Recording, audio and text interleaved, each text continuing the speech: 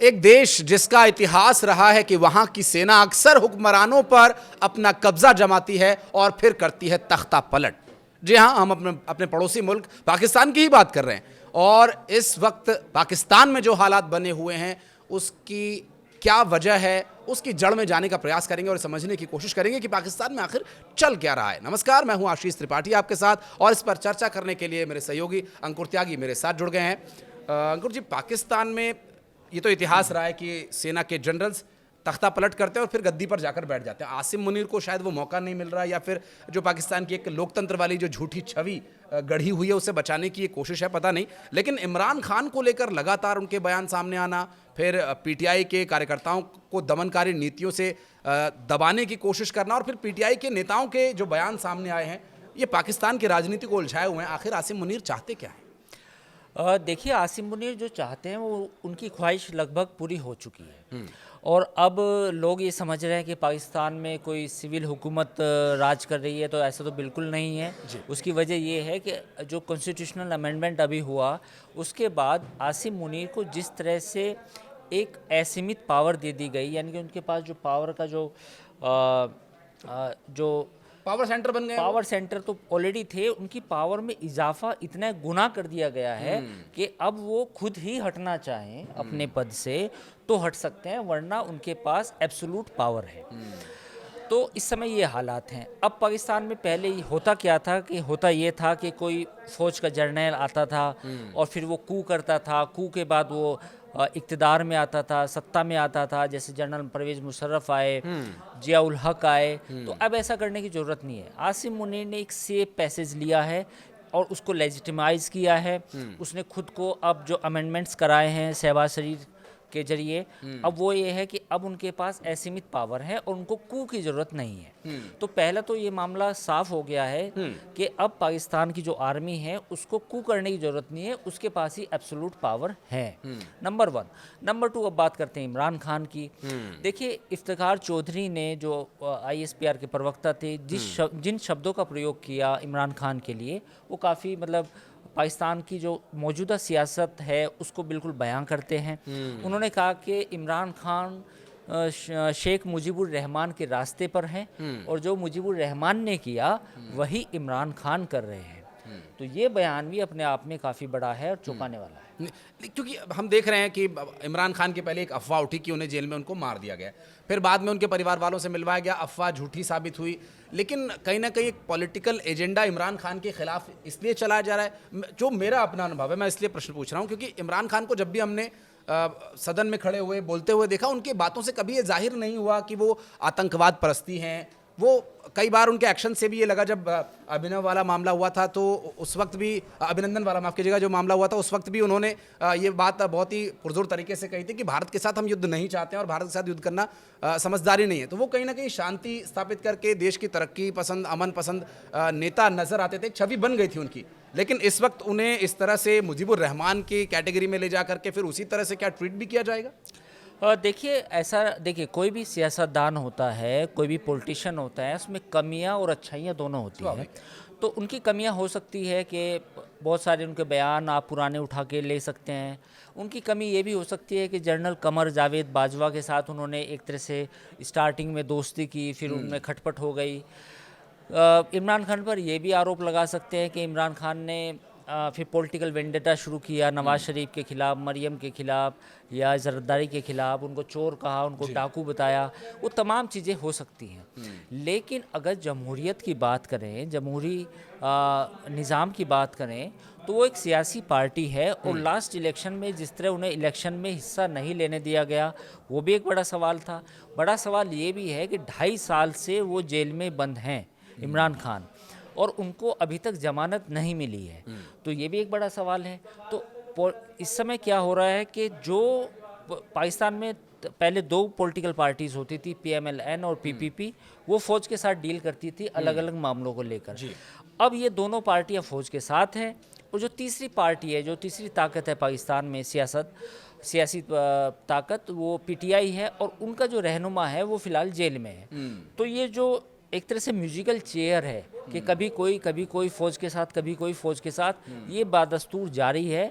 और ये जो अभी अमेंडमेंट हुआ इसके बाद तो हालात ये हो गए हैं कि आर्मी चीफ जो भी होगा पाकिस्तान का या सीडीएफ जो भी होगा उसके पास इतनी पावर होगी कि उसको कू करने की ज़रूरत नहीं है, और ऑलरेडी उसको एक तरह से फौज का ही मतलब एक तरह से हुकूमत होगी पाकिस्तान में। तो ये तमाम चीज़ें हुई। अब जो आपने इमरान खान की बात कही, तो इमरान खान पर यह आरोप लगाया फौज ने कि इमरान खान मेंटली इल है, यानी कि वो मानसिक तौर पर बीमार हो चुके हैं। वहीं इमरान खान की पार्टी ने भी सोशल मीडिया के जरिए आरोप लगाया, उनके बयान को कोट किया कि जो आसिम मुनीर है वो भी मानसिक रूप से दिवालिया हो चुके हैं। तो कुल मिला के अब जो पाकिस्तान की सियासत है, एक तरफ तो आसिम मुनीर है और दूसरी तरफ इमरान खान है। इमरान खान आसिम मुनीर पर आरोप लगा रहे हैं और मुनीर जो है इमरान खान पर आरोप लगा रहे हैं। हालांकि कैद करने की पूरी कोशिश है कि इमरान खान कुछ भी ना कह पाए। देखिए अभी तो ऐसी हालात नहीं लगते कि इमरान खान जेल से बाहर आ पाएंगे। हाँ। क्योंकि जो दोनों के बीच में जो टेंशन है और जो डिबेट है वो जितने लो लेवल पे चली गई है, उसके बाद तो ये नहीं लगता कि पीटीआई और आर्मी के बीच में कुछ पीछे से बात हो सकती है, यानी कि मामला कुछ सेटल हो सकता है। तो सेटलमेंट का तो अभी कुछ नज़र नहीं आ रहा। ये वाकई में चिंताजनक हालात हैं, क्योंकि पाकिस्तान में जब भी आर्मी मजबूत हुई है उसने अपना नैरेटिव सेट किया है। लेकिन अंकुर जी, एक बात जो बहुत ज़्यादा महत्वपूर्ण है, एक तो देखिए वो हमारे पड़ोसी देश होने के नाते भी वहाँ की पॉलिटिकल परिस्थितियों पे हमें नज़र रखना भी ज़रूरी है। लेकिन एक ऐसी सिचुएशन, एक बेलगाम घोड़े की तरह पाकिस्तान हो चुका है, क्योंकि सिर्फ सेना का उस पर नियंत्रण है और सेना की स्थिति क्या है वो हम देख ही रहे हैं। इमरान खान जैसा एक व्यक्ति जो जेल के अंदर है, उसके बाहर आने की कोई संभावना है नहीं। भारत की ऐसे में क्या भूमिका होनी चाहिए? क्या भारत को दूर से देखते हुए सतर्क रहना चाहिए, कोई उसमें इंटरवीन करना चाहिए? क्योंकि पीटीआई के भी बहुत बड़ी संख्या में समर्थक हैं, उनके भी अपने हक हैं, उनके भी अपने हुकूक हैं। देखिए भारत का रोल ये हो सकता है कि वो पाकिस्तान आर्मी की कारगुजारियों पर नज़र रखे, क्योंकि जो पहलगाम हुआ था वो भी आसिम मुनीर ने का एक ब्रेन चाइल्ड था, उसने ही वो हिमाकत की। वो जो पहलगाम में जो भी आतंकवादी आए वो सिर्फ फ़ौज के इशारे पर आए। स्वाभाविक है। तो फ़ौज इस समय ताकतवर है, तो आसिम मुनीर खुद को पोजीशन और मजबूत करने के लिए फिर से एक कोई ऐसी हरकत कर सकते हैं। तो भारत के लिहाज से तो मेन पॉइंट यही है कि पाकिस्तान की फ़ौज का मजबूत होने का मतलब ये है कि पाकिस्तान आर्मी कुछ ना कुछ फिर गड़बड़ करने की कोशिश करेगी। बलूचिस्तान का एक बहुत बड़ा तबका, बीएलए, पीटीआई, इतने मोर्चों पर पाकिस्तानी सेना लड़ रही है। टीटीपी, हाँ, वो उसके साथ इतने मोर्चों पर जब वो लड़ रही है, उसके बावजूद क्या लगता है कि अभी इसमें कोई एक मौका बनता है कि पाकिस्तान में जो भारत की तरफ से बात कई बार बड़े नेताओं के मुंह से हमने सुनी कि हमें अपना कश्मीर वापस लेना है, बलूचिस्तान के लोग कई बार मीडिया में आकर के, सोशल मीडिया पर आकर कहते ही हैं कि हम भारत में वापस शामिल होना चाहते हैं, तो इस तरह की कोई बातचीत, कोई संभावना अभी हाल निकट भविष्य में? देखिए बलूचिस्तान का जहाँ तक मामला है, बलूचिस्तान में अभी भी फ़िलहाल अटैक्स जारी हैं। परसों तरसों भी एक अटैक हुआ, वहाँ पे एक तेल के डिपो को उड़ाया गया बीएलए के लोगों के द्वारा। तो बलूचिस्तान में जो हुकूमत है वो बिल्कुल ख़त्म हो चुकी है, वो सरकार के इशारे पर काम कर रही है। लेकिन वो जो वहाँ के लोकल लोग हैं, अख्तर मेंगल या उनकी और जो लोगों की पार्टी हैं जो एक्चुअली ट्रू रिप्रेजेंट करते हैं बलूचिस्तान को, वो हाशिए पर चले गए हैं। दूसरा, आर्मी लगभग हर जगह पर कोशिश है कि आर्मी हर जगह भेज दी जाए। रही बात टीटीपी की, तहरीक तालिबान और पाकिस्तान, जो बेसिकली तालिबान का समर्थन है जिनको, उसके अटैक्स भी जारी हैं। तो खैबर पख्तूनवा की अगर हम बात करें, बलूचिस्तान की बात करें, ये दोनों वो स्टेट्स हैं जहाँ पर पाकिस्तान की फ़ौज जो है उस तरह से कंट्रोल नहीं कर पाई है जो उसको लगता था कि हम as a hard state Pakistan में को रूल कर पाएंगे। पाकिस्तान फ़ौज का जो एक तरह से कंट्रोल है, जो ग्रिप है, वो पंजाब पर है, सिंध पर है, और जो ये गुलाम कश्मीर है उस पर है, यहाँ उनका कंट्रोल है। लेकिन खैबर पख्तूनवा और बलूचिस्तान, ये दो वो स्टेट्स हैं जहाँ पर पाकिस्तान फ़ौज को काफ़ी दिक्कतों का सामना करना पड़ रहा है। दूसरा मसला ये है, पाकिस्तान की फ़ौज कोई ना कोई चूरन बेचेगी। वो चूरन क्या हो सकता है? वो चूरन ये हो सकता है कि फ़िलहाल अफ़गानिस्तान के साथ टेंशन है पाकिस्तान की, तो वो तालिबान को अपना दुश्मन बता सकती है। दूसरा, पाकिस्तान फ़ौज ये भी कह सकती है कि हमें दो फ्रंट पे लड़ना पड़ रहा है, एक तरफ इंडिया है, एक तरफ अफ़गानिस्तान है, तालिबान है। तो ये चूरन खिला के आसिम मुनीर अपने आप की जो कुर्सी है उसको और लंबा खींचेंगे, यानी कि और उसको ये चाहेंगे कि अगले 5 से 10 साल वो उस पर बैठे रहे। निश्चित रूप से। और अब यही एक हर एक जनरल की मंशा पाकिस्तान में रही है। शायद इसी वजह से आज तक पाकिस्तान स्थिर नहीं हो पाया, क्योंकि राजनीति को चलाना एक राजनीतिज्ञ का काम है। हाथ में हथियार लिया हुआ व्यक्ति जब कुर्सी पर बैठता है तो फिर वो दमन ही करता है। पाकिस्तान में इस वक्त अगर पाकिस्तान की सियासत को, पाकिस्तान को चलाने का अगर कोई रिमोट कंट्रोल है, वो राजनीति है, तो उसमें डलने वाली बैटरी इस वक्त सेना है, जिनके पास असल पावर है। और आसिम मुनीर स्वघोषित फील्ड मार्शल बन ही चुके हैं, तो वो अब उन्हें कौन कुर्सी से हटाएगा। निकट भविष्य में इमरान खान के रिहा होने की भी संभावनाएं नज़र नहीं आती हैं। तो पाकिस्तान का राजनीतिक भविष्य किस ओर जा रहा है? क्या ये द्वंद्व इसी तरह से चलता रहेगा जब तक मुनीर कुर्सी पर है? बिल्कुल, पाकिस्तान में ये उम्मीद थी काफ़ी दिनों से। पूरी दुनिया में देखिए अब काफ़ी चीज़ें बदली हैं। अमेरिका में डोनाल्ड ट्रंप हैं और रूस में पुतिन हैं, और पाकिस्तान से ये उम्मीद थी जो वहाँ के जमहूरियत के पसंद लोग थे कि शायद वहाँ बदलाव आए, पाकिस्तान की जो फ़ौज है वो बैरक में जाए। लेकिन पाकिस्तान की जो फ़ौज है वो गाहे बगाए हर 2-4 साल का ब्रेक लेकर वापस एक तरह से इक़्तिदार में आ जाती है, वापस जो है एडमिनिस्ट्रेशन में आ जाती है। तो भारत के साथ जो भी कुछ 2-3 दिन की लड़ाई लड़ी इन्होंने मई में, जिसमें इनकी हार भी हुई, लेकिन ये हार को स्वीकार नहीं कर पाए। उसके बाद आसिम मुनीर ने ये दांव चला, और आसिम मुनीर का पावरफुल होना इस बात की तस्दीक करता है कि पाकिस्तान में हालात वही रहेंगे जो 1950 से हैं, यानी कि जो फ़ौज है, फ़ौज के पास ही असल ताकत है। बाकी जो लोग हैं, जो सिविल के जो हुकूमत है, चाहे PMLN हो, PPP हो, ये केवल आते जाते रहेंगे। ये नाम के प्राइम मिनिस्टर हैं, इनके पास वो पावर्स नहीं होंगी। इन्हें हर काम फ़ौज से पूछ कर करना पड़ेगा, हर फाइल पर फ़ौज की मंजूरी लेनी पड़ेगी। तो ये ताकत, ये जो पूरा सूरत हाल है पाकिस्तान का वो यही है। रही बात इमरान खान की, इमरान खान को ये माना जा रहा था कि शायद कमर जावेद बाजवा के बाद उनको एक ज्ञान प्राप्त हुआ, एक नॉलेज ये मिली कि पाकिस्तान में फ़ौज को इस तरह से एब्सोल्यूट पावर नहीं मिलनी चाहिए। जो इदारे हैं, चाहे वो इलेक्शन कमीशन हो, नैब हो, या फिर पॉलिटिकल पार्टीज़ हों, वे ज़्यादा मजबूत होनी चाहिए। लेकिन जिस तरह से उनको जेल में बंद किया गया है, तो इस बात की अब उम्मीद कम है कि इमरान खान बाहर आ पाएंगे और कोई पाकिस्तान में जमहूरी निज़ाम यानी कि डेमोक्रेटिक एक सरकार बन पाएगी। लेकिन एक बात और, शहबाज शरीफ तो पूरी तरह से अब एक मूर्ति की जैसी उनकी स्थिति हो गई है। वो ना कुछ कर पा रहे हैं, ना कुछ बोल पा रहे हैं। कहीं ना कहीं वो भी इस बात से आसिम मुनीर की हरकतों से बहुत परेशान है। मुलाकात अमेरिका में होती है, आसिम मुनीर की भी होती है, शहबाज शरीफ की भी होती है। क्या कोई आंतरिक झगड़े का निपटारा करने के लिए अमेरिका मदद करेगा? बिल्कुल, ये जब खबर आई थी तो ये भी खबर आई थी कि शायद वो उस पर साइन ना करें, आसिफ अली जरदारी, जो कॉन्स्टिट्यूशन अमेंडमेंट हुआ है। लेकिन पाकिस्तान में किसी भी सिविल हुकूमत की या हुक्मरान की हिम्मत नहीं है कि वो फ़ौज के साथ इस तरह की पंगा ले सके। फ़ौज के साथ अगर किसी ने पंगा लिया है, अब देखने वाली बात है कि लंबा कितना चलेगा, ये इमरान खान ने लिया है। अभी फ़िलहाल फौरी तौर पर तो बिल्कुल नहीं लगता कि शहबाज शरीफ या जरदारी की पार्टी में दम है कि वो आसिम मुनीर से पंगा लेंगे।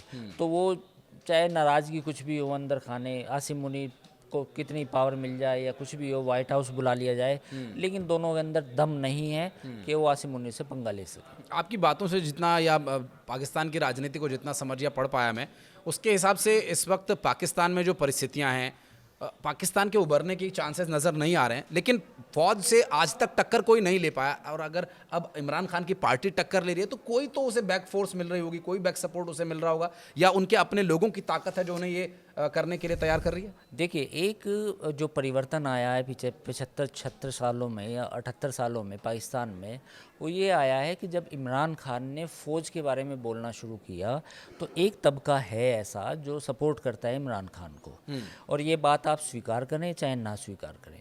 इससे पहले जब परवेज़ मुशर्रफ सरकार में थे तो उस समय फ़ौज के खिलाफ उतना गुस्सा नहीं था जितना परवेज़ मुशर्रफ के खिलाफ था।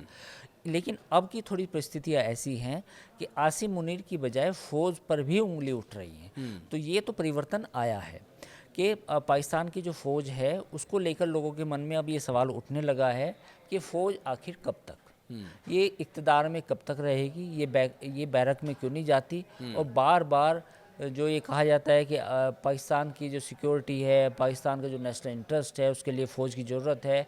तो अब ये सवाल उठने लगे हैं। हालांकि ये सवाल कितने वाजिब हैं, कितना बड़ा कर पाएंगे, बहुत मुश्किल है, क्योंकि देखिए पाकिस्तान में, इंडिया में तो डाइवर्सिटी को रिप्रेजेंटेशन मिला।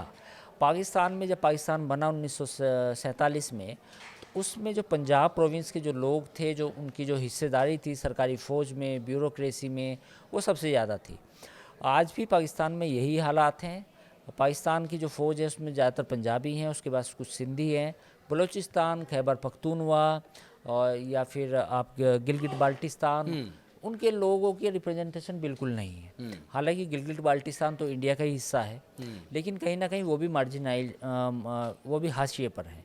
वही हालत जो पाकिस्तान के कब्जे में कश्मीर है, वो भी एक गुलामों की तरह उनके साथ व्यवहार किया जाता है। तो कुल मिला के अगर प्रॉपर पाकिस्तान की बात करें तो प्रॉपर पाकिस्तान के नाम पर सिर्फ एक प्रोविंस है, जो है पंजाब। तो पंजाब क्या यही वजह है कि जो आप कह रहे हैं कि क्या कुछ बदलाव आएगा, क्या जनता से कोई आवाज़ आएगी क्या कभी, यार बहुत हुआ। मैं आपको रोक रहा हूँ क्योंकि इस वक्त जो तड़प है, आप सोशल मीडिया पर देखेंगे तो कई आपने वीडियोस देखे भी होंगे, लोगों के अंदर इतना असंतोष है। क्योंकि देखिए, सेना नियंत्रण कर सकती है, लोगों को दमन कर सकती है, लेकिन सेना बाजार भाव तय नहीं करेगी, सेना नीति का निर्धारण नहीं करेगी, सेना बच्चों के लिए शिक्षा की व्यवस्था नहीं करेगी, सेना इंफ्रास्ट्रक्चर खड़ा नहीं करेगी, और अब तक नहीं किया है सेना ने।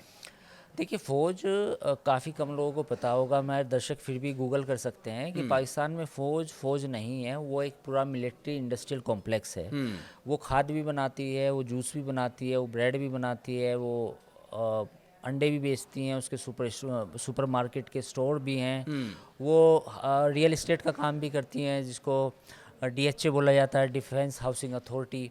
कराची के बाहर DHA है, इस्लामाबाद रावलपिंडी के बाहर DHA है, जहाँ पर प्लॉट हैं, आप प्लॉट ले सकते हैं। फ़ौज की अगर ज़मीन की बात करें तो फ़ौज पाकिस्तान में सबसे ज़्यादा ज़मीन फ़ौज के पास है। रेलवे के पास कोई ज़मीन नहीं है, सरकार के पास कोई ज़मीन नहीं है। अगर सबसे ज़्यादा ज़मीन है तो पाकिस्तान की फ़ौज के पास है। जो आपने सवाल उठाया कि क्या वो लोगों को रोज़गार देगी, क्या वो इकनॉमी के मसले हल करेगी, बिल्कुल नहीं करेगी। फ़ौज हमेशा अपने बारे में सोचती है। फ़ौज ये जानती है कि भाई मेरे जितने जनरल कोई रिटायर होगा तो उसे 3 प्लॉट मिलने हैं या 4 प्लॉट मिलने हैं रिटायरमेंट के बाद, रावलपिंडी के बाहर या इस्लामाबाद की DHA में, तो वो उस पर ध्यान देती है। फ़ौज पाकिस्तान में, फ़ौज जब देखिए जब कोई सत्ता में आता है तो उसकी जिम्मेदारी भी तय होती है कि आप आएंगे तो मुल्क का जो है उसको आगे लेके जाएंगे। लेकिन पाकिस्तान की फ़ौज जब सियासत में कोशिश करती है कि मैं पूरा कब्जा करूं, मैं एब्सोल्यूट पावर लूं, उसके बाद ये भी तवक्को होती है फ़ौज से कि आप डेवलपमेंट करें, बाहर से इन्वेस्टमेंट लाएं, लेकिन वो जिम्मेदारी डाल दी जाती है सिविलियन हुकूमत पर, यानी कि जो नॉर्मल गवर्नमेंट होती है। अब ऐसे माहौल में बहुत मुश्किल होता है किसी भी सिविल हुकूमत के लिए कि बाहर से इन्वेस्टमेंट लाए, क्योंकि जब सारी मंजूरियाँ तो पाकिस्तान आर्मी को देनी है, सारी चीज़ें उनका स्टेक है, हर चीज़ में उनकी यस नो है, तो फिर मुश्किल होता है। तो ये जो आपका सवाल था, क्या पाकिस्तान फ़ौज ऐसा कर पाएगी, बहुत मुश्किल है। पाकिस्तान फ़ौज जो कर पाएगी वो ये है कि अपने आप को, और जो पैसा वो बनाने की मशीन है, वो जिन जिन चीज़ों से पैसा बनाती है, फर्टिलाइज़र भी बनाती है ना, प्लॉट भी काटती है, फ्लैट भी बनाती है, तो उनसे और पैसा कमाएंगे। लेकिन उनकी जितनी भूख है, मुझे नहीं लगता कि वो ये सामान बेच करके, दूध जैम बेच करके उतना मुनाफा कमा पाएंगे। हाँ, पाकिस्तान कोई हथियारों को डील करे, कहीं किसी मुल्क से जाकर के भीख मांग ले, तो ज़रूर उनके पास एक जो उन्हें फंड जितनी की ज़रूरत है शायद वो उनके पास आ पाए। तो इस बात से अंदाज़ा आपको हो गया होगा कि पाकिस्तान का भविष्य आने वाले समय में क्या है। पाकिस्तान की जनता चाहे तो ज़रूर ये हालात, ये परिस्थितियाँ बदल सकती है, लेकिन पाकिस्तान की जनता भी क्या करे। हथियारों के दम पर जो सेना हुकूमत कर रही है, या तो उसके सामने विद्रोह करे, अपनी जान की बाजी लगा करके अगर जनता चाहे तो ज़रूर अपने देश का, अपने बच्चों का मुस्तकबिल वो बदल सकती है। बहुत शुक्रिया आपका हमारे साथ जुड़ने के लिए, बातचीत करने के लिए। इस वीडियो को अंत तक देखने के लिए आपका भी बहुत बहुत धन्यवाद।